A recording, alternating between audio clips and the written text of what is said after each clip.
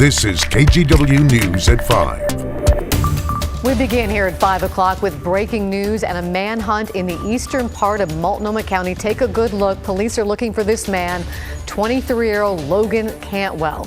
He was already wanted by police and is accused of trying to steal a car on East Larch Mountain Road this morning, south of Lateral. A reverse 911 call was sent out in roughly the area between Corbett and Bridal Veil. Cantwell is wanted for shooting at a deputy near Shannaco in Wasco County. That happened on Saturday before he was spotted in Multnomah County today. He is considered armed and dangerous. If you see him, call 911. This needs to be closed. Justice needs to be served. It's the impact of Portland's gun violence. The mother of a victim speaking out tonight and seeking justice. She's hoping her plea and a sizable reward will catch her son's killer. KGW's Mike Benner spoke with her. Curtis was an amazing person. The man in these photos is Curtis Smith. Promise Marks will tell you, the apple of her eye. Of course, he was my son. And yes, he is a dad. He's a nephew. He's a grandson. But he was a young man that had a love for life, and he really cared about people. From her home in Arizona, Marks speaks glowingly of her only child. He cared about the well-being of his friends. He cared about making something of his life and being a better human being. It makes what happened on February 25th of this year all the more tragic. While visiting Portland for a friend's funeral, Curtis was shot and killed. His body found in North Portland's FARRAGUT Park. I feel like that day just happened a moment ago. I don't think that moment will never leave me. Marks has no idea why Curtis was gunned down. What she does know is that she did not care for the people he befriended in the last few months of his life. He just was surrounded by a lot of people that I felt were a little bit sketchy. Regardless, Curtis is one of dozens of people killed in the more than 1,000 shootings in Portland this year, none of which is lost on Marks, who wonders if the people shooting the guns truly understand the finality of their actions. This isn't a video game. It's not a movie. Nobody's going to get up after the director says cut and we're doing it, go home. Not at all. Instead, families are left grieving. Detectives are left investigating. And in this case, the FBI is left to offer $15,000 in exchange for information that leads to an arrest and conviction of those responsible for Curtis Smith's murder. This needs to be closed. Justice needs to be served, and whoever's responsible needs to be held accountable. Promise Marks is quite happy the FBI is offering this reward. She is just as happy to learn that the Multnomah County District Attorney Mike Schmidt has hired 4 new prosecutors to handle the mounting gun violence cases. This means more eyes on her son's case. I'm Mike Benner for KGW News. In Washington, massive flooding continues to be a big issue.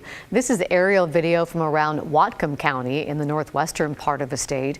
Nearly 4 inches of rain fell in a 24-hour period in some places, causing rivers to overflow and roads to give way. County officials say this is the worst flooding they've dealt with since 1990. The flooding also caused at least 3 landslides on I-5 yesterday, and crews are busy clearing and removing all that debris. Power outages continue to be an issue too. Officials say about 50,000 people in the state still don't have their power back. The floods in Washington have forced plenty of rescues as well. Along the northern coast, the Coast Guard saved 10 people yesterday. 4 of those rescued are kids, including a baby. As Joe Ranieri reports, it was an unforgettable rescue, and luckily everyone involved is going to be okay. U.S. Coast Guard video shows the life and death situation they encountered in Forks, Washington on Monday when floodwaters started taking over people's homes. We hoisted for about an hour and a half to 2 hours there in the flooding. The crew rescued 10 people, including 4 children, including a baby. The first response was 6 individuals.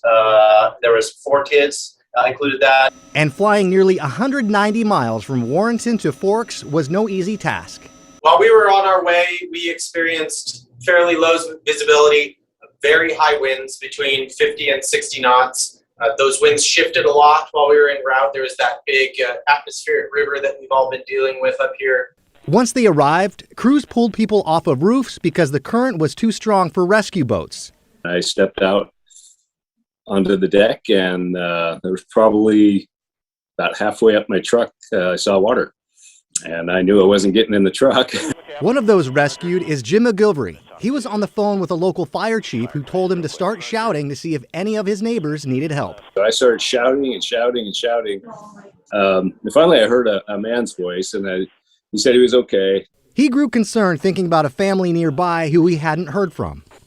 There's 2 young women with 4 young kids in the house just, short distance from me. One of the Coast Guard's rescue swimmers, Chief Petty Officer Andy Brigard, helped rescue the kids and the baby. For me, that was the youngest that I had rescued or been a part of rescuing. And I'll say those kids were troopers. They really stepped up to the challenge.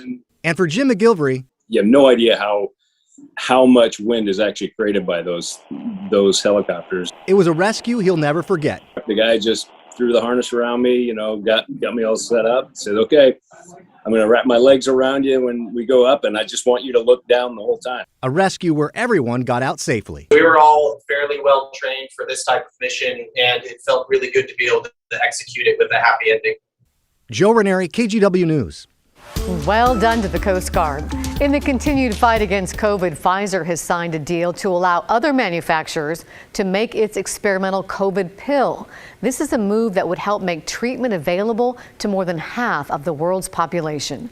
It was just earlier this month that Pfizer said its COVID pill cut the risk of hospitalization and death by nearly 90% in people with mild to moderate infections.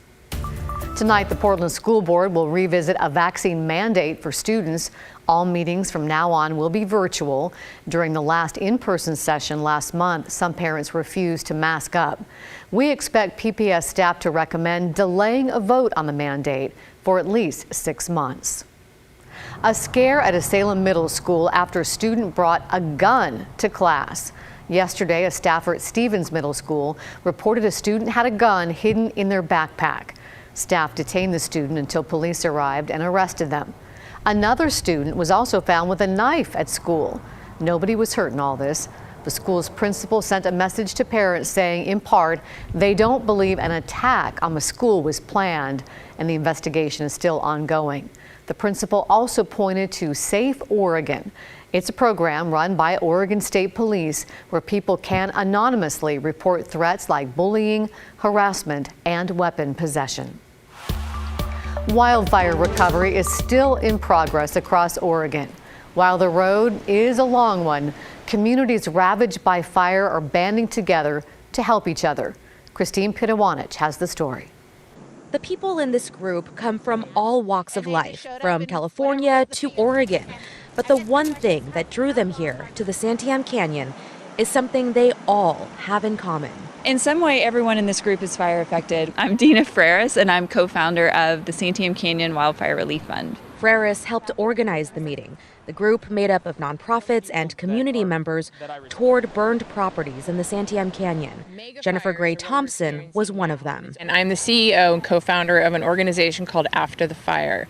What we do essentially is we help communities navigate wildfires. The organization started after Northern California's North Bay fires in 2017. Where we lost 6,000 homes the first night, 9,000 structures overall across 4 counties. The intent of the tour and meeting was to share best practices, make connections, and brainstorm ways to speed recovery. We made a lot of mistakes, and we did a lot of things right. They're making a really generous effort to help us learn from them and then also learn from our experience here in the Santiam Canyon so that perhaps we can all glean from each other and be better prepared and more equipped to respond to wildfire in our area. Those who have lived through destructive fires coming together like only they can.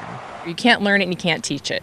It is a visceral changing of who you are in the world. We can get through to the other side, but we're only going to be able to do that if we do it together in meetings like this today. That's the way forward. These fire survivors are helping each other while creating a network to help future fire survivors. The tour ended here at Santiam Hospital with a roundtable involving an in-depth discussion of ideas and how best to move forward. In Staten, Christine Pitawanich, KGW News.